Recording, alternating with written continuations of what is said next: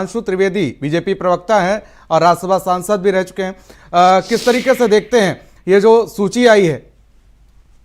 देखिए, सूची में कई खासियतें हैं जी। पहली बात तो यह कि किसी को इस मुगालते में नहीं रहना चाहिए कि 7 उम्मीदवार इन्होंने उतार दिए भाजपा ने तो 3 समाजवादी पार्टी के होंगे और जी जी निर्विरोध चुनाव हो जाएगा। ये राजनीति है। राजनीति में मुझे लगता है कि भारतीय जनता पार्टी 8वां उम्मीदवार भी उतार सकती है जी। इसकी संभावनाओं से इनकार नहीं किया जा सकता। जहां तक भाजपा की सूची का सवाल है, सिर्फ सुधांशु त्रिवेदी यानी एकमात्र ऐसे उम्मीदवार हैं जिनको रिपीट किया गया है, वरना 6 साल पहले जिन लोगों को भेजा गया था उनमें से किसी को रिपीट नहीं किया गया है। इसमें वाजपेयी, अनिल जैन का तो शायद इसलिए ड्रॉप किया गया है कि उनको इस बार फिरोजाबाद से लोकसभा चुनाव लड़ाने की चर्चा है। उनके स्थान पर नवीन जैन को रखा गया है जो आगरा के मेयर रह चुके हैं। बाकी किसी को रिपीट नहीं किया गया है। कांग्रेस से आए आरपीएन सिंह को दिया गया है, ओबीसी से आते हैं, कुर्मी जाति से। हाँ, तो इसका मतलब कि कुशीनगर से भारतीय जनता पार्टी अपने पुराने कैंडिडेट को ही रिपीट करेगी। पहले चर्चा थी कि आरपीएन सिंह को वहां चुनाव लड़ाया जा सकता है। चौधरी तेजवीर सिंह हैं, मथुरा से आते हैं और जाट बिरादरी से हैं, सांसद रह चुके हैं पहले 3 टर्म। बाकी 7 कैंडिडेट्स में 3 ओबीसी से आ रहे हैं। संगीता बलवंत जो गाजीपुर से हैं, अमरपाल मौर्य भाजपा के महासचिव हैं, महामंत्री हैं इस वक्त, और आरपीएन सिंह। 3 तो ओबीसी से आ गए। 1 ब्राह्मण कैंडिडेट इन्होंने दिया है, रिपीट किया है सुधांशु त्रिवेदी को। साधना सिंह क्षत्रिय वर्ग से आ रही हैं और तेजवीर सिंह जाट बिरादरी से आते हैं।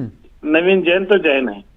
संगीता बलवंत, अमरपाल सिंह और आरपीएन सिंह 3 ओबीसी कैंडिडेट दिए हैं।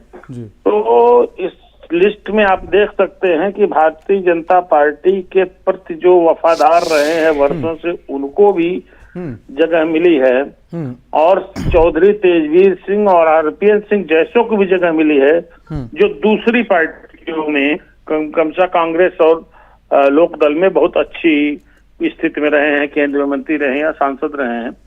तो कद्दावर लोगों को टिकट दिया है। संगठन से जुड़े 5 लोगों को इसमें टिकट मिला है जो लगातार लंबे अरसे से संगठन से जुड़े रहे हैं और भारतीय जनता पार्टी के सक्रिय कार्यकर्ता हैं। एक संतुलित सूची बनाने की कोशिश की है भारतीय जनता पार्टी ने। और हेमंत जी, जिस तरीके से दावा किया जा रहा था कि जयंत चौधरी अगर बीजेपी के साथ जाते हैं, एनडीए के साथ जाते हैं तो एक राज्यसभा सीट उनको दी जा सकती है, और इस लिस्ट के बाद वो भी कहीं ना कहीं दावा खारिज होता हुआ नजर आ रहा है। देखिए, ऐसा है कि जो जयंत चौधरी तो एक तरीके से अभी मान लीजिए कि भारतीय जनता पार्टी यानी एनडीए के साथ आ ही रहे हैं और उनसे भारतीय जनता पार्टी का अलायंस भी करीब करीब तय हो गया है। तो उनका मसला लोकसभा सीट के लिए है और जो राज्यसभा सीट जो है उसमें समाजवादी पार्टी के सहयोग से वो राज्यसभा गए थे, लेकिन अब राज्यसभा छोड़ करके वो लोकसभा का चुनाव लड़ेंगे। उनके लिए वो बागपत से चुनाव लड़ सकते हैं या मथुरा से चुनाव लड़ सकते हैं, उनके लिए कोई समस्या नहीं, लोकसभा का चुनाव लड़ेंगे और भारतीय जनता पार्टी के साथ रहा तो कंफर्टेबली जीत भी जाएंगे। 2 बार से उन्होंने लोकसभा का मुंह नहीं देखा है, 2014 और 2019 में जी। तो ये मुझे लगता नहीं है, चर्चा हो सकती है लेकिन कोई इस तरह की शर्त भाजपा के साथ रही होगी मुझे बहुत विश्वसनीय नहीं लगता है। हाँ, इतना तो तय है कि जातीय समीकरण भी अच्छे से साधा है भारतीय जनता पार्टी ने, जो उसकी अब मौजूदा और भविष्य की जो कास्ट कॉम्बिनेशन की उसकी जो पॉलिसी और जो स्ट्रेटजी है उस स्ट्रेटजी से भी ये मैच करती है लिस्ट। लेकिन दिलचस्प बात ये होगी अभी प्रियव्रत की उत्तर प्रदेश में राज्यसभा की रिक्त हो रही 10 सीटों के लिए चुनाव होगा या फिर निर्विरोध चुन लिए जाएंगे जो उम्मीदवार हैं।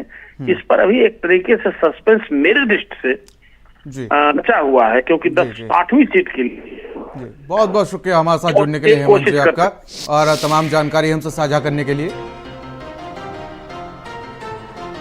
तो बीजेपी से राज्यसभा प्रत्याशी हैं संगीता बलवंत, और आपको बता दें कि अगर नवीन जैन की बात कर ली जाए तो आगरा के मेयर रह चुके हैं नवीन जैन, और संगीता बलवंत की बात की जाए तो बीजेपी से विधायक रह चुकी हैं।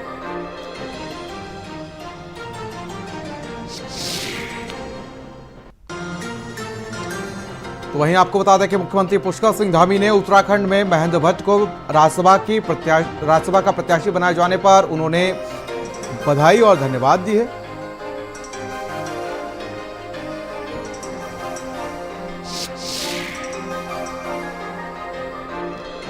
और साथ ही भूपेन्द्र चौधरी ने भी एक्स पर पोस्ट करते हुए लिखा कि भारतीय जनता पार्टी की केंद्रीय चुनाव समिति द्वारा आप सभी को राज्यसभा द्विवार्षिक चुनाव और प्रत्याशी बनाए जाने पर हार्दिक बधाई और शुभकामनाएं।